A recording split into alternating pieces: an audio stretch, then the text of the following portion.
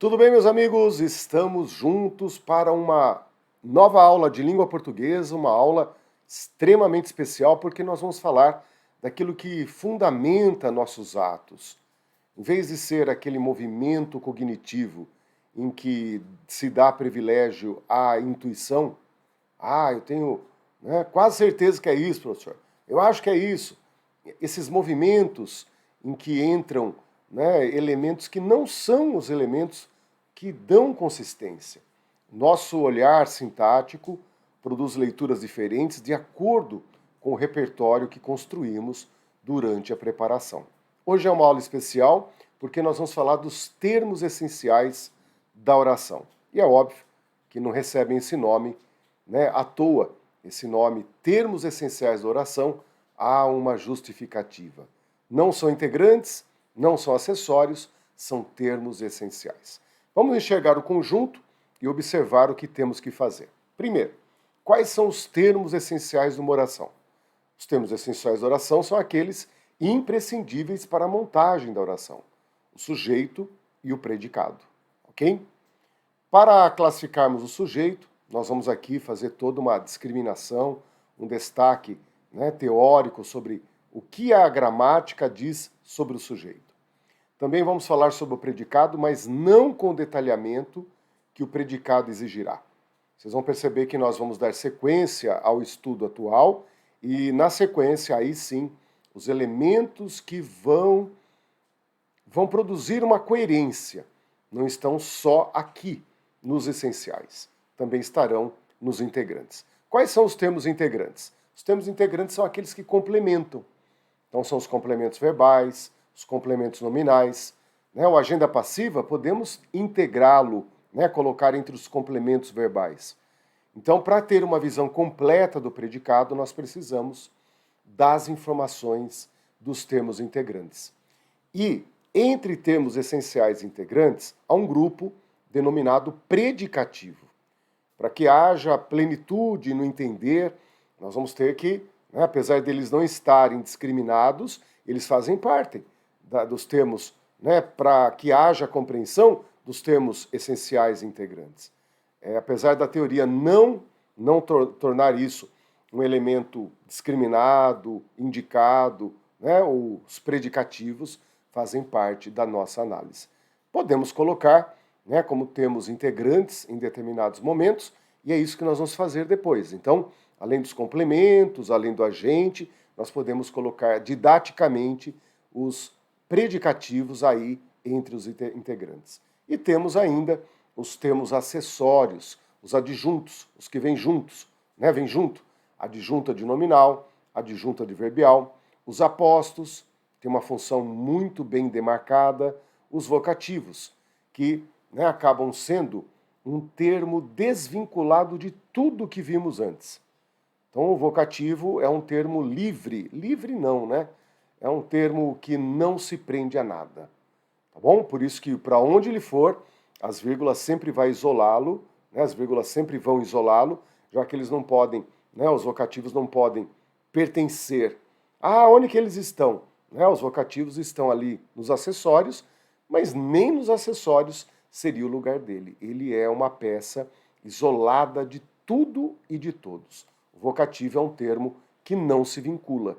Ele pode cair em qualquer lugar dessa estrutura. Então ele não produz nem coordenação nem subordinação. Ele é solto em uma determinada construção. Tá legal? É óbvio que essa visão do conjunto nunca se faz num pacotão só, você vai fragmentando, mas a visão tem que ser a visão do conjunto. Tá legal? Diante disso, o que nós temos que fazer? Boa, então lá. Primeiro vamos começar com o sujeito. Então, gramaticalmente falando, toda oração tem sujeito e predicado. Professor, e quando o verbo é impessoal? Quando o verbo forma uma oração sem sujeito? Daí a gramática vai classificar o sujeito dessa oração como sujeito inexistente. Mesmo quando o sujeito está ausente, de uma forma ou de outra, há uma classificação como sujeito indeterminado, sujeito inexistente. Tá bem? Nessa lista, você tinha que falar assim: professor, mas não está faltando aí o sujeito oculto? Sim, o sujeito oculto é algo que nós vamos estudar à parte, mas ele está faltando nessa lista. Então vejam a coerência em dizer sujeito determinado, determinado simples ou composto, sujeito que está em situação oposta, indeterminado, e quem determina é o autor da frase. Então você, nós decidimos a indeterminação do sujeito, é algo próprio da nossa construção. Já os sujeitos inexistentes, nós não fazemos nada. Eles já são do jeito que são por causa da estrutura, do tipo de verbo, ou seja, é uma noção que independe do que eu queira. É uma noção que já existe no próprio idioma. Verbos que indicam fenômeno da natureza. O verbo haver com sentido existir. Eles vão compor um sujeito inexistente. Por quê? Verbos impessoais, oração sem sujeito. Tá legal? Dentro desse conjunto existe o sujeito denominado oculto, elíptico, sujeito desinencial, Então ele tem um monte de apelidos e nós vamos entender isso. Só que o sujeito oculto ou desinencial, ele é estratégico, porque ele está ali sem aparecer. Ele está ali exigindo do leitor a inferência, ele está ali exigindo do leitor a capacidade de discernir por meio do verbo. Então quando eu uso estudamos, você deduz que o sujeito só pode ser nós.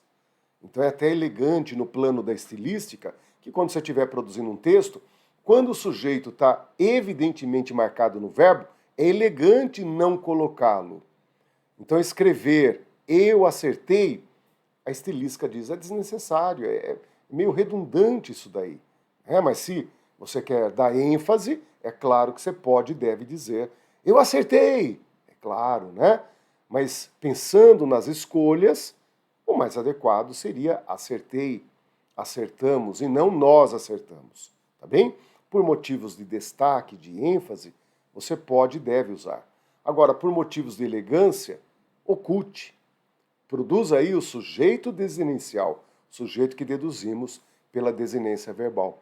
Mas vejam então que há um avizinhamento muito grande entre o sujeito que está explícito, determinado, e o sujeito que foi ocultado.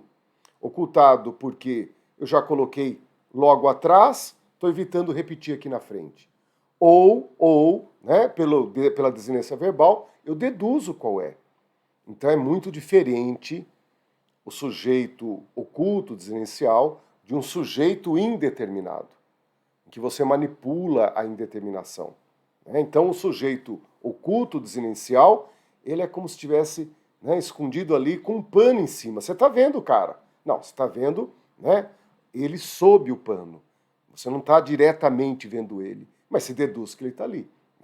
É como eu abaixar aqui na câmera e continuar a aula e dizer, vocês não estão me vendo, mas pressupõe que eu esteja aqui, até pela captação do microfone, essas coisas assim.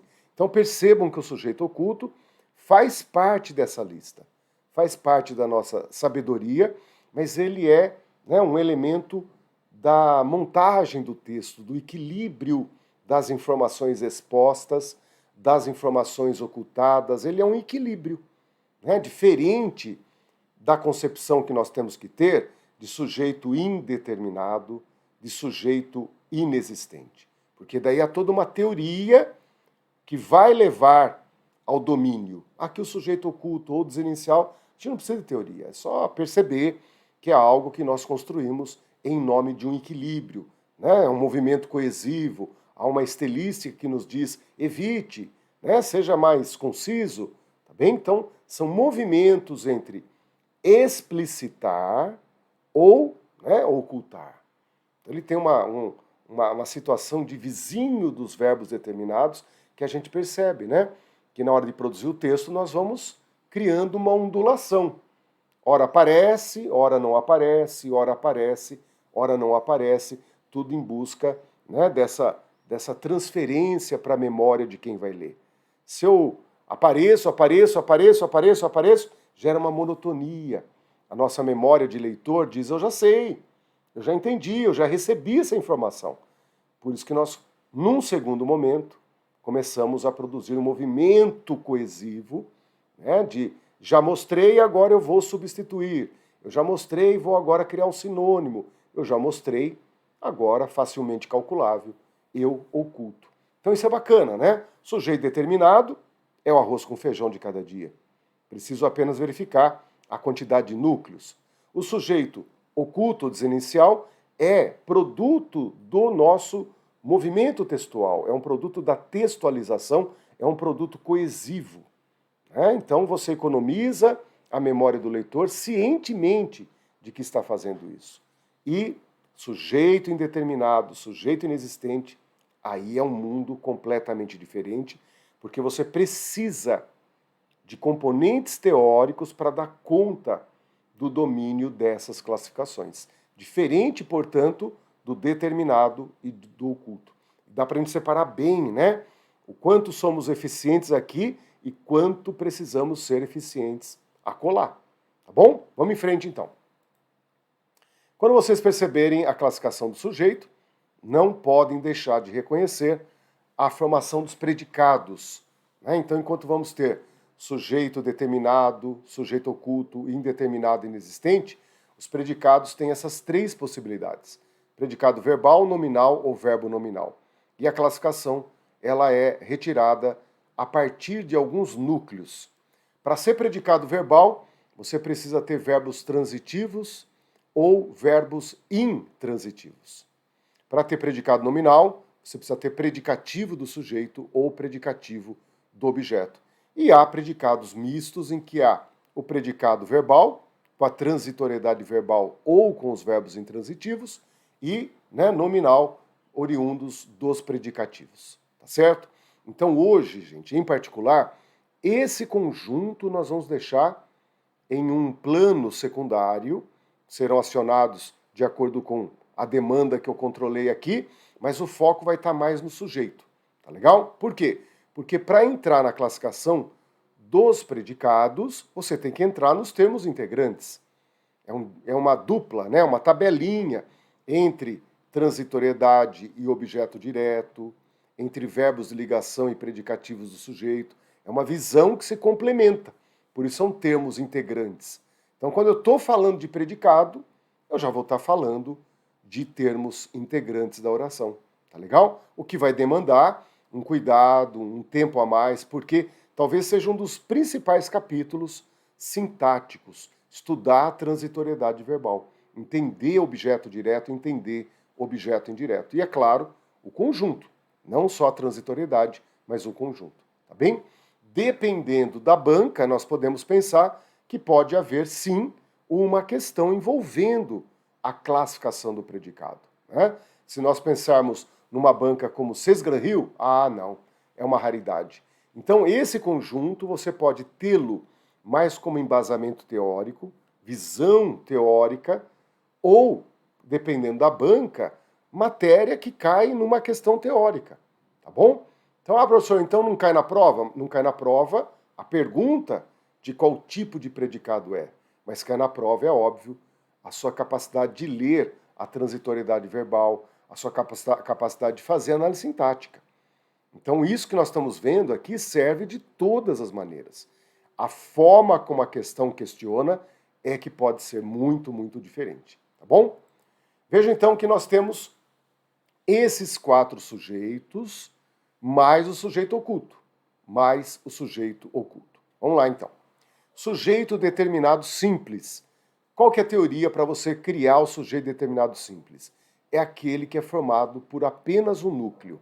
Tá bem? Então você vai ter um sujeito, né? Esse sujeito você vai lá para ele e vê um núcleo. E o núcleo, sendo apenas um, você tem um sujeito determinado simples. Tá bem?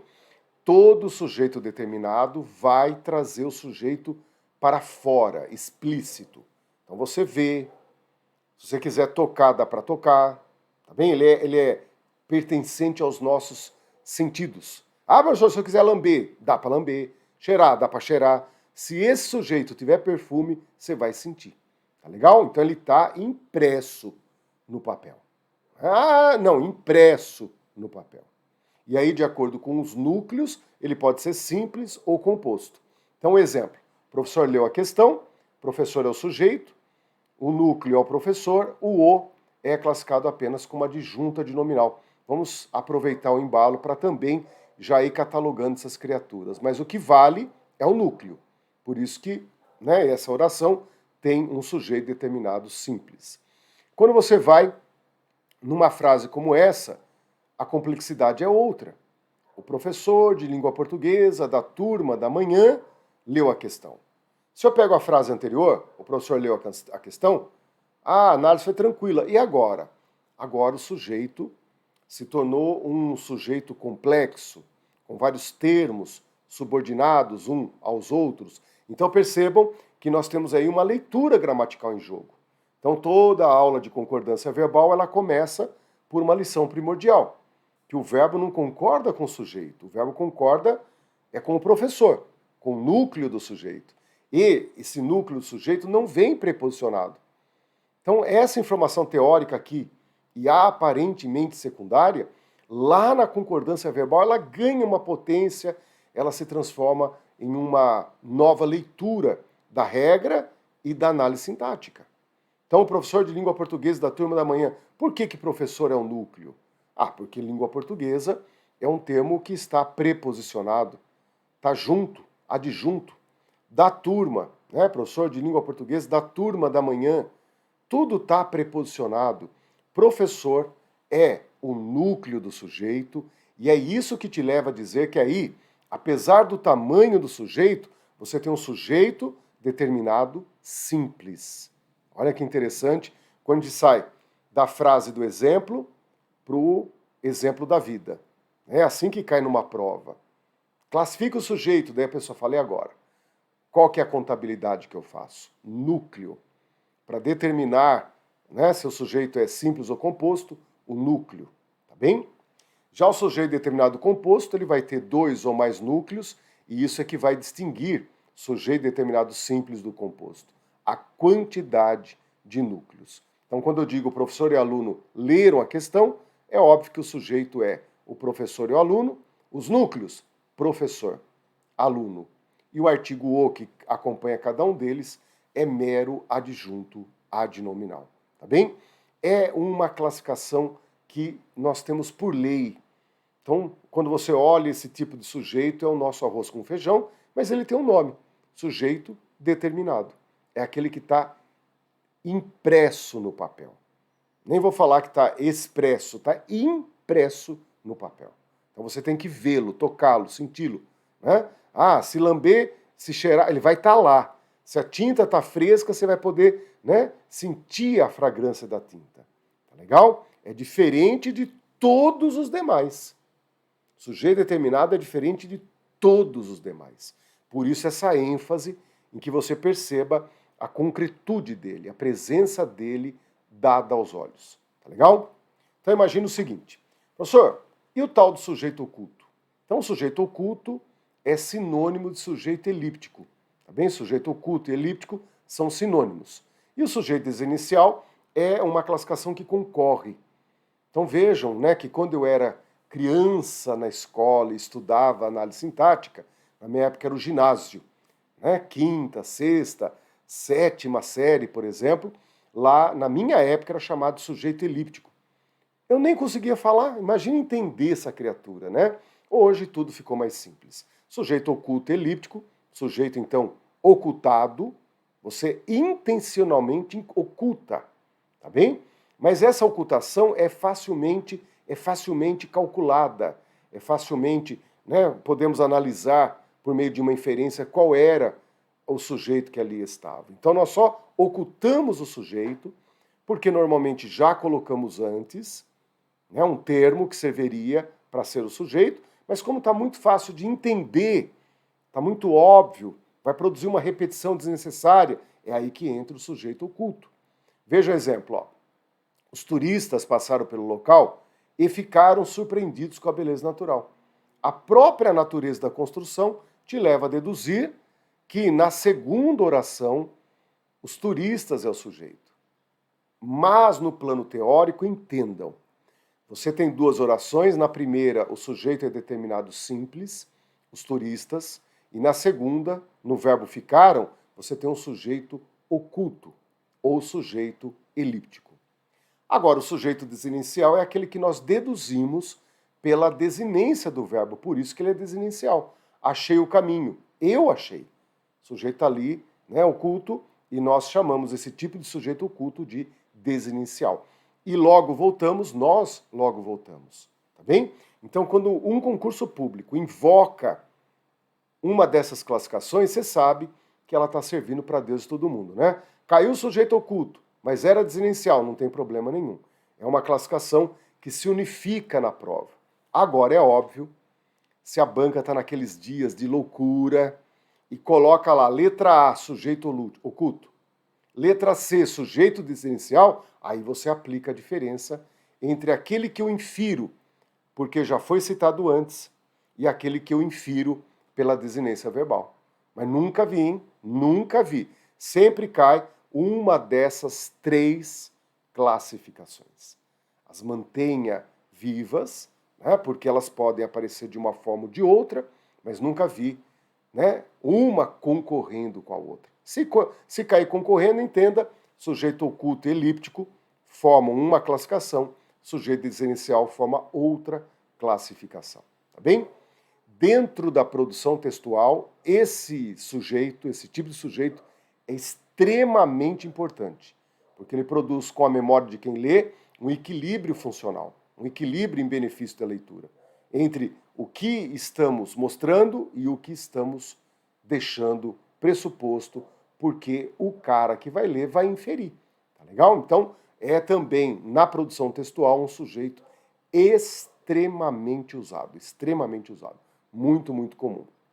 Agora, quando entramos na indeterminação do sujeito ou no sujeito inexistente, há toda uma bagagem teórica oriunda da estrutura verbal. Então aqui é a impressão que nós vamos... Não, isso aqui a gente tem que estudar profundamente como se constrói a indeterminação do sujeito, como se constrói o sujeito inexistente. Porque dependemos do tipo de verbo agora. Não é para você sair aí à torto e direito querendo fazer as coisas. Há certos verbos que produzem essas estruturas. Tá bem? Nós não vamos aprofundar o predicado, e nesse momento vocês vão ver que a lição futura lá no predicado vai contribuir para a leitura do sujeito indeterminado. Interessante, né? Nós estamos aqui em cima do sujeito, dependentes dos verbos que estudaremos ainda. Então notem os tipos de indeterminação. Nós temos duas formas. A primeira é pegar um verbo e colocá-lo na terceira pessoa do plural, sem que haja um antecedente que possa funcionar como sujeito oculto. Então, se você está andando na rua, vê de repente aquela confusão na porta de uma loja, né? Vê a polícia ali, por exemplo, um arrombamento na porta, o que você diz? Nossa, você viu ali, ó, roubaram a loja ontem à noite. Então nós não sabemos se foi uma pessoa, foram 10, nós não temos domínio do que ocorreu. E aí nós colocamos então um verbo na terceira pessoa do plural. Essa formação se chama sujeito indeterminado. Aí você pode pegar um verbo transitivo, um verbo intransitivo, aí não há limites teóricos, né? Desde que haja sentido de indeterminação e caiba na frase, você pode pegar qualquer tipo de verbo. Tá bem? Quem faz fofoca, eu, graças a Deus, não tenho esse vício, né? Mas quem faz a fofoca, geralmente tem que preservar as fontes. Então a fofoca, né, consiste em contar o fato, aumentado, julgado, inclusive, né? Não é só contar o fato, é aumentá-lo e julgá-lo por expressões, por palavras. Você viu, né? Então já vem ali o julgamento, né? A fofoca, se for neutra, qual que é a graça? Só de contar, né? Tem que vir com toda a eloquência de quem é fofoqueiro, né? Então perceba, nós precisamos na fofoca contar a fofoca, mas preservar a fonte que irradiou a notícia. Então aquele que conta a fofoca, aquele que produziu o primeiro movimento da fofoca, ele não deve ser revelado, até porque, né, ele produz, está trazendo, ele é a fonte. No jornalismo isso vale muito, ter fontes, né? Só que a fofoca ela não é notícia, ela é muito mais um fato a ser comentado, um fato a ser noticiado, geralmente com má fé, né? Geralmente com aquilo que a gente chamaria de, né, para que ficar falando mal dos outros? Ou seja, a fofoca normalmente tem um lado negativo, não só da notícia, mas também da pessoa que conta, né? Por isso que não tem nada de virtuoso a fofoca, ao contrário, né? Ao contrário. Então é normal que você, num momento de fofoca, escute: nossa, falaram que você ontem aprontou, hein? O falar o que que é, gente? Indeterminação do sujeito, tá bem? Há uma segunda forma, a segunda forma você vai ter que fazer com os verbos que há na língua portuguesa, menos com VTD. Então, os tipos de verbos que há no português são verbos intransitivos, verbos de ligação, verbos transitivos indiretos. Teríamos o VTD, mas o VTD não entra nessa indeterminação, porque o VTD, quando se estrutura com o pronome ser, ele está lá na voz passiva sintética. E eu diria que está aí o grande nó da língua portuguesa, né? Momento em que a nossa cabeça fica perdida, porque você está no sujeito e tendo que dominar a transitoriedade verbal. Por isso que eu disse, lição futura ajudará muito a lição presente. Se você já tiver noções sobre classificação do verbo, você já sai na frente. Mas essa é uma lição que você precisa deixar em banho-maria, avançar para o estudo dos predicados, para poder entender a classificação do sujeito. Por isso que a gramática ela não é um caminho, né? Ah, 1, 2, 3, 4. Às vezes é 1, 5, 2. Às vezes tem que dar um pulo para frente para voltar mais consistente, tá bem? Por isso que são revisões. Um primeiro olhar é um olhar que constrói, o segundo olhar é o olhar que vai unificando, né? Você tem bases, mas essas bases aí, ó, elas se comunicam. Uma coisa se empresta à outra. Tá legal? Então você pega um verbo de ligação. Verbo ser, estar, ficar, parecer, permanecer. Né? Então, José está feliz. Você tira o José, tira o sujeito e coloca o se, o índice de indeterminação do sujeito. E forma a frase está-se feliz.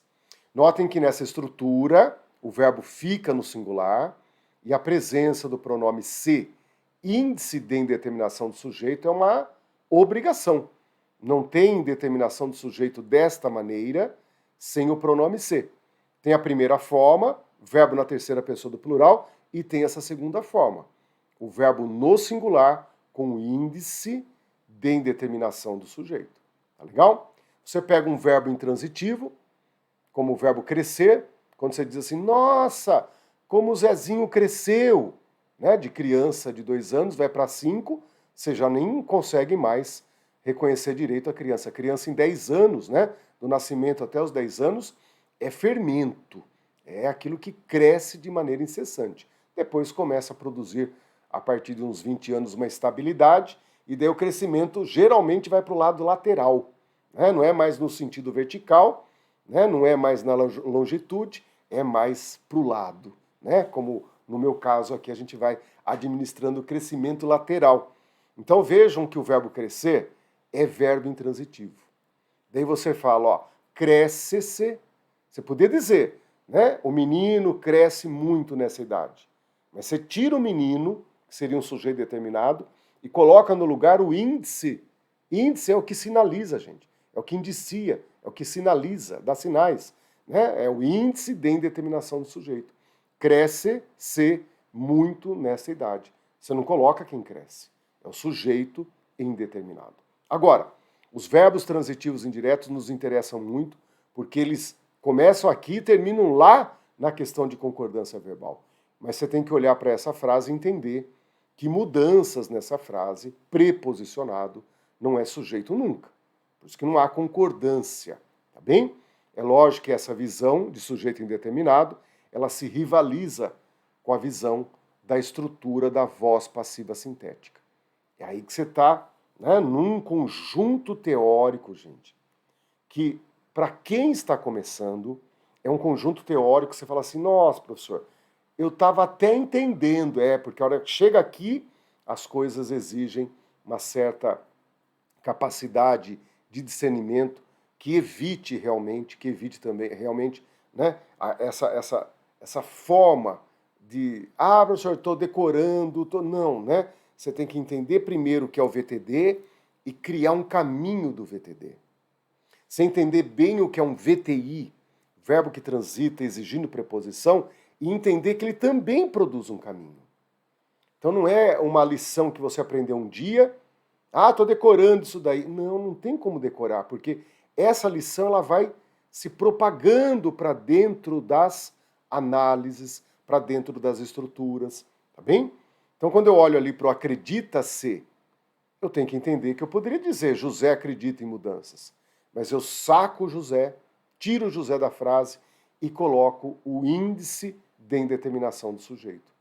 Professor, não deveria ser acreditam-se? Não, mudanças não é sujeito, mudanças é apenas um objeto indireto.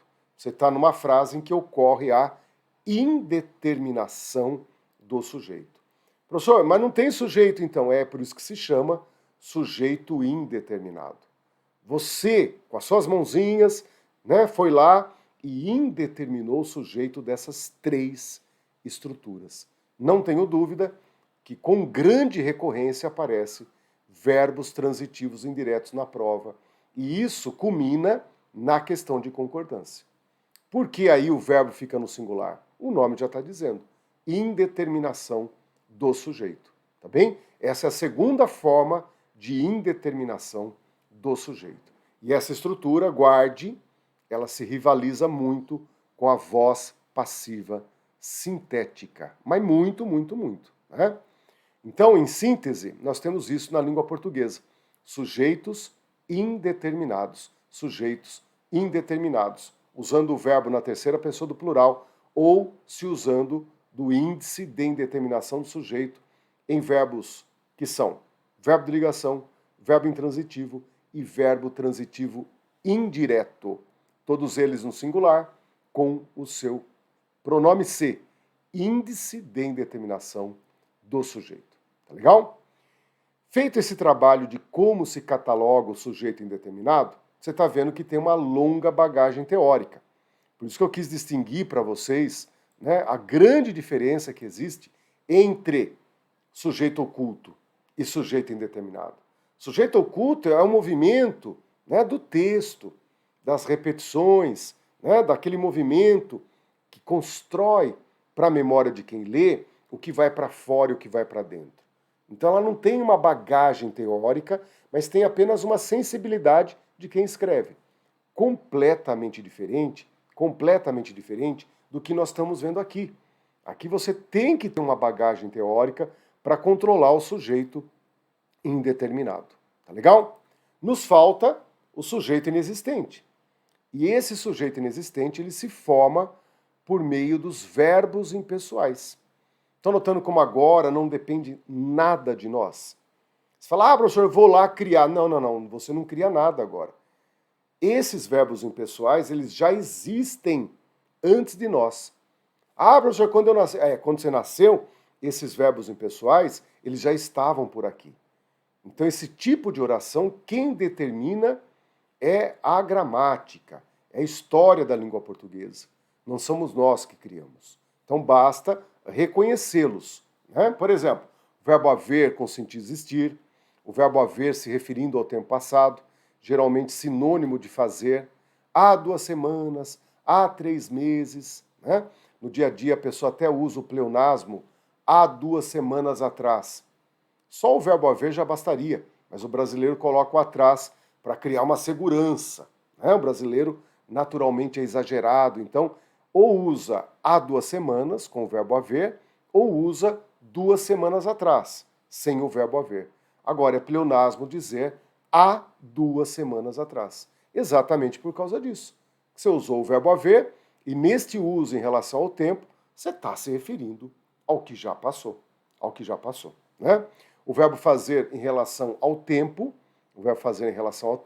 que nós usamos faz 2 semanas, faz 5 anos, né? É o verbo fazer também pessoal, e verbos que indicam fenômenos da natureza, como chover, relampejar, gear, trovejar, né? São verbos que normalmente vão ser criados como sujeitos, orações com sujeitos inexistentes, né? Mas de forma metafórica, se você quiser, você pode criar, com esses verbos que indicam fenômenos da natureza, você pode criar, então, metaforicamente, frases com sujeitos determinados. Nossa! Né? Você entra na casa de uma pessoa abonada, o que você diz? Choveu dinheiro aqui, hein? O dinheiro é o sujeito aí, dinheiro choveu. Né? Então, em época democrática, chovem sonhos em cada eleitor. Chovem sonhos, sonhos é o sujeito. Sonhos chovem em cada eleitor. Aí é um uso metafórico, né? Um uso metafórico. Aí volta a ser sujeito determinado, tal. Mas quando usamos para indicar realmente fenômenos da natureza, você tem ali um uso impessoal, Por isso que fica no singular quando nós usamos, né? Choveu ontem, nossa, estava trovejando ontem, o verbo fica no singular. As gramáticas muitas vezes incluem algumas estruturas, né, tentando justificar certas estruturas em que não há um sujeito na construção, o que geraria uma anomalia, porque, por regra, tem que ter uma explicação.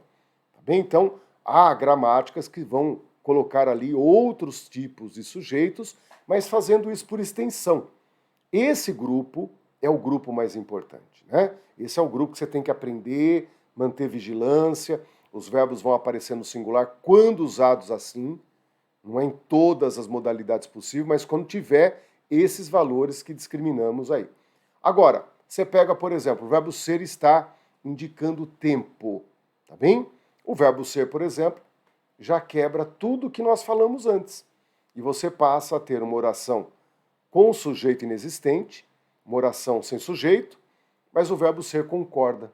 Então nós dizemos, por exemplo, são 2 horas.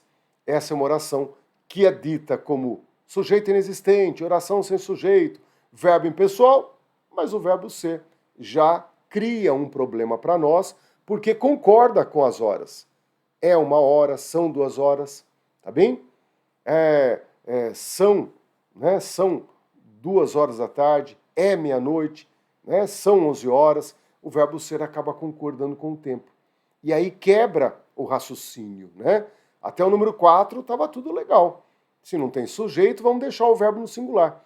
Ali no número 5, o verbo ser, na concordância com o tempo, né, cria então uma visão totalmente particular.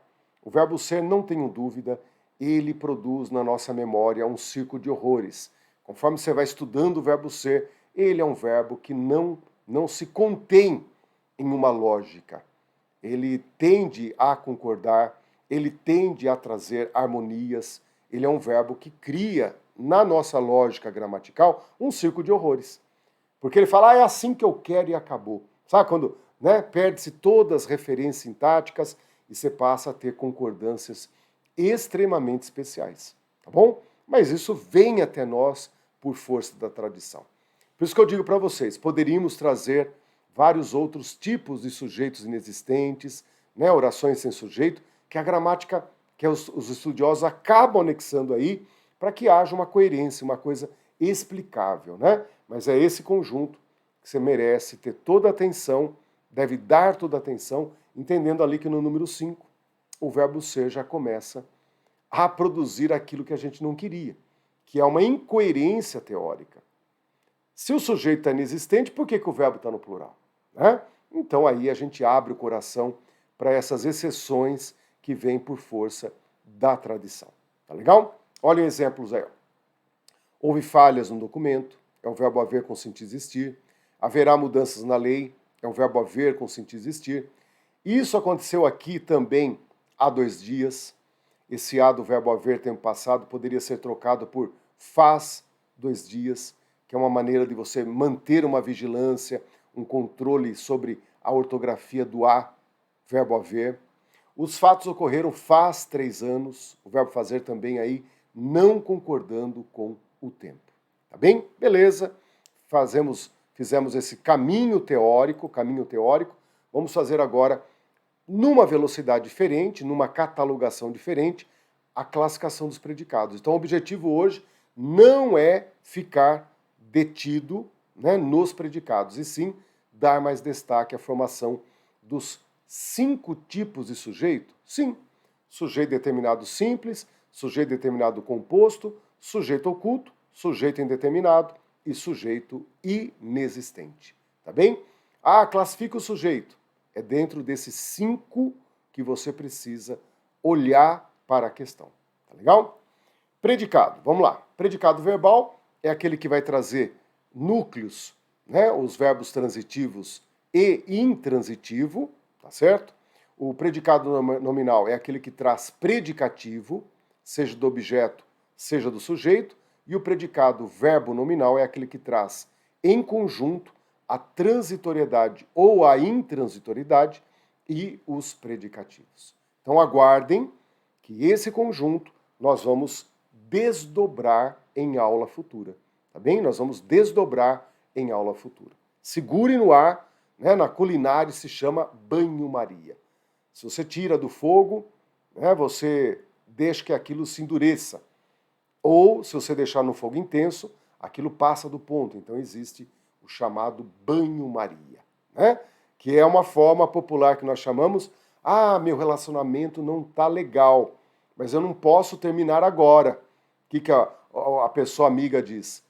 Vai levando em banho-maria, nem fogo alto, nem no frio, nem muito quente, nem muito frio, né? Vai levando aí no banho-maria, tá bem? Vamos agora resolver algumas questões com essa preocupação teórica, hoje focada no sujeito. Temos essenciais da oração, vamos focar no sujeito, porque as lições futuras, né, vão trazer daí o foco no predicado, e grande foco no predicado. Então, olhem lá, questão número 1. De todo modo, há pontos positivos a destacar. Pode-se observar que a maioria das frases apresenta sujeito, seja ele determinado ou indeterminado. Na oração retirada do texto, o sujeito deve ser classificado como? E aí, não é algo que você controle pelo seu manuseio.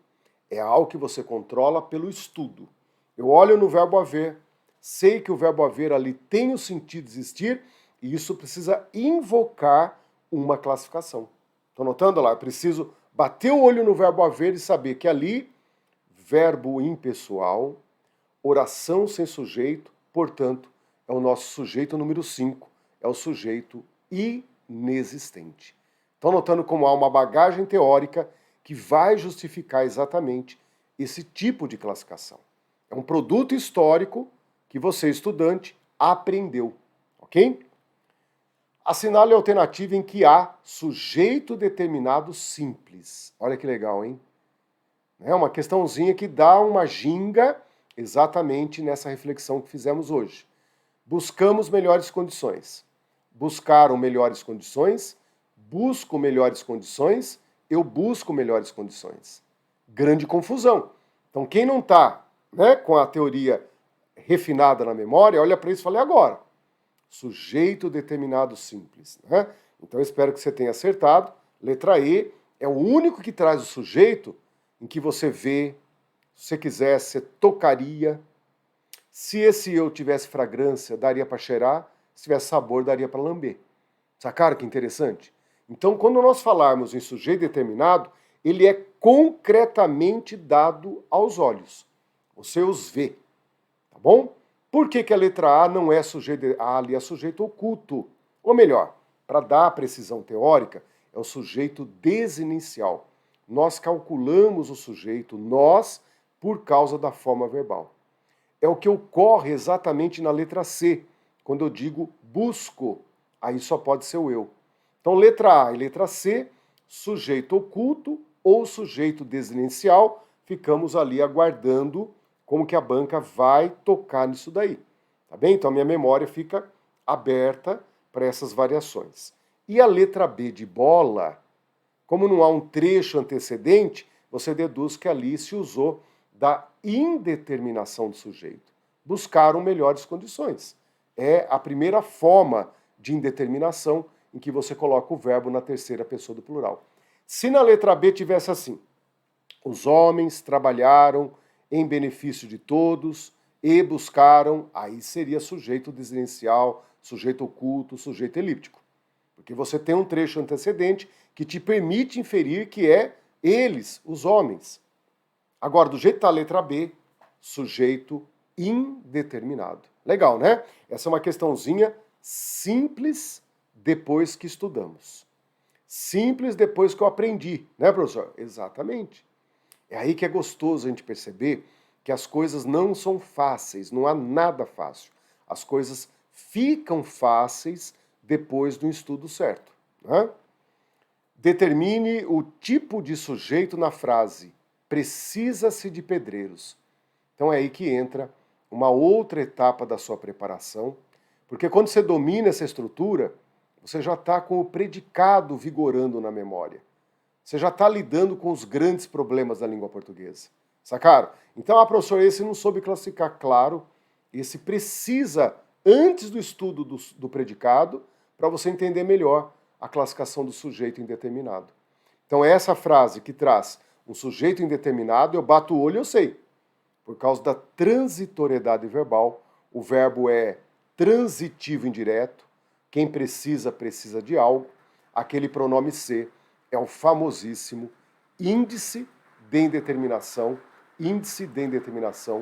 do sujeito. Tá legal? Então hoje começamos a trabalhar, professor, começamos a trabalhar o denominado termos essenciais da oração. Quais são os termos essenciais da oração? Sujeito e predicado. O foco, por causa do nosso tempo, foi o sujeito. Em encontro futuro, é aí que nós vamos trabalhar o predicado. E trabalhar o predicado significa conhecer muito bem os tipos de verbos. Até para classificar o predicativo, são os verbos que vão ajudar a levar a essa compreensão. Tá bem? Então, em encontro próximo, nós vamos entrar exatamente na classificação do predicado. E estudar predicado nada mais é do que estudar as categorias verbais, além dos predicativos, que trazem excelente surpresa para todos nós. Tá bem? Fechamos o encontro hoje. Espero que vocês tenham aproveitado essa visão do sujeito, catalogação dos tipos de sujeito. Se restar alguma dúvida, escreva aqui embaixo, que seguimos a aula discutindo verbalmente. Né? Termina a aula, mas o debate sobre o tema pode e deve continuar. Tá bom? Obrigado pela companhia e até nossa próxima aula. Até lá!